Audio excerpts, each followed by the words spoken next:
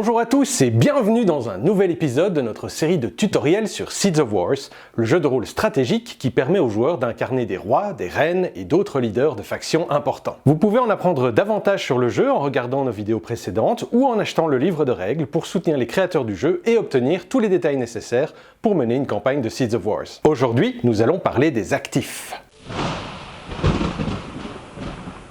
Si vous avez regardé les vidéos précédentes, vous vous souviendrez peut-être des actifs comme de quelque chose qu'une faction possède et utilise pour étendre et maintenir son influence. Mais qu'est-ce qu'un actif exactement? Eh bien, un actif est un bâtiment d'un type de faction qui est construit dans un comté. En général, l'actif est du même type que la faction qui le possède, mais pas toujours. Les actifs de différents types de factions peuvent être décrits de diverses manières selon le maître de jeu ou le joueur, mais ils correspondent généralement au thème de la faction qu'ils représentent. Ainsi, un actif culturel est généralement un théâtre ou un bâtiment destiné à recevoir et à partager la culture, tandis qu'un actif religieux est généralement une église.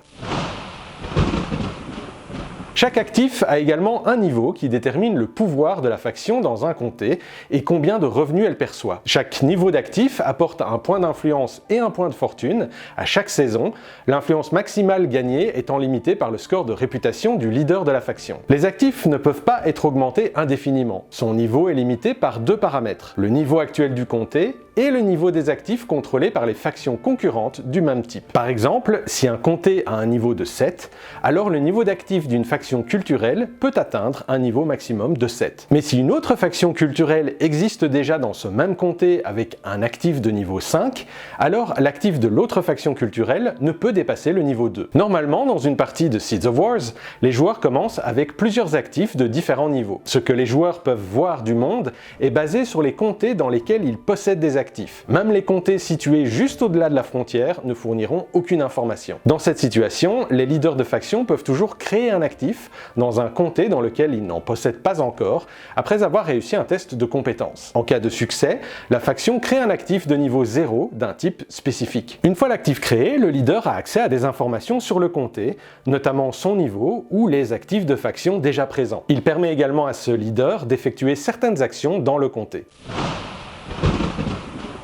Enfin, et ce n'est pas un détail, certains types d'actifs peuvent faire partie d'un réseau. Les réseaux n'existent que pour les factions de foi, de commerce, de magie et de culture. Tout réseau qui traverse le territoire d'un souverain nécessite également l'autorisation de ce dernier. Un réseau est une route qui traverse plusieurs comtés adjacents avec un actif source et un actif destination qui détermine le début et la fin de la route. Il existe des règles génériques pour tous les réseaux, mais chaque type de réseau possède également des règles spécifiques qui gèrent leur fonctionnement. Les règles générales incluent que chaque actif ne peut être impliqué que dans 2 réseaux maximum et qu'une faction qui contrôle un réseau entre 2 comtés ne peut pas créer un second réseau du même type entre les 2 mêmes comtés. Notons également que les actifs de niveau 0 ne peuvent pas faire partie d'un réseau. Le réseau le plus complexe à utiliser est sans doute le réseau de type commerce, également connu sous le nom de route commerciale. Une route commerciale nécessite un actif de commerce dans les comtés d'origine et de destination, mais il n'est pas nécessaire que ces actifs appartiennent à la même faction. L'attribut de connexion des comtés traversés par la route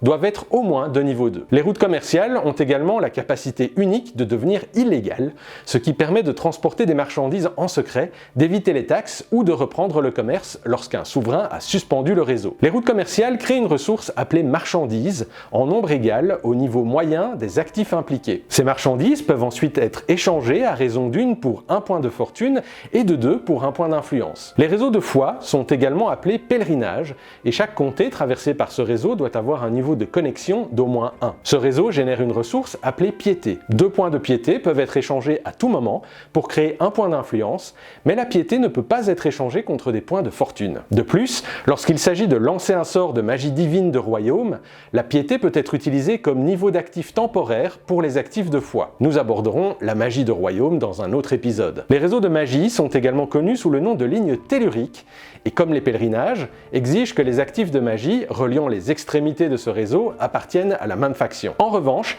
ils ne sont pas soumis à l'autorisation des souverains qui contrôlent les comtés situés le long de la route. Ils peuvent également ignorer les événements qui suspendent normalement un réseau, par exemple si les souverains de la source et de la destination du réseau entrent en guerre. Les réseaux magiques génèrent des points d'arcane et 2 points d'arcane peuvent être convertis en 1 point d'influence. Tout comme la piété, les points d'arcane ne peuvent être échangés contre des points de fortune, mais peuvent être convertis convertis en niveau temporaire d'actifs de magie dans le but de lancer des sorts de magie arcanique de royaume. Contrairement aux autres réseaux, les réseaux de magie ne peuvent pas traverser les zones maritimes. Enfin, il existe des réseaux de culture ou liens culturels. Les actifs à la source et à la destination doivent appartenir à la même faction et le reste de l'itinéraire nécessite un niveau de connexion de 1. Le réseau génère une ressource connue sous le nom d'empreinte. 2 points d'empreinte peuvent être échangés contre 1 point de fortune ou 1 point d'influence, ou peuvent être utilisés pour fournir un bonus de +1 à un jet d'action. Précisons que pour tous les types de réseaux, toutes les ressources doivent être utilisées ou seront perdues à la fin de la saison.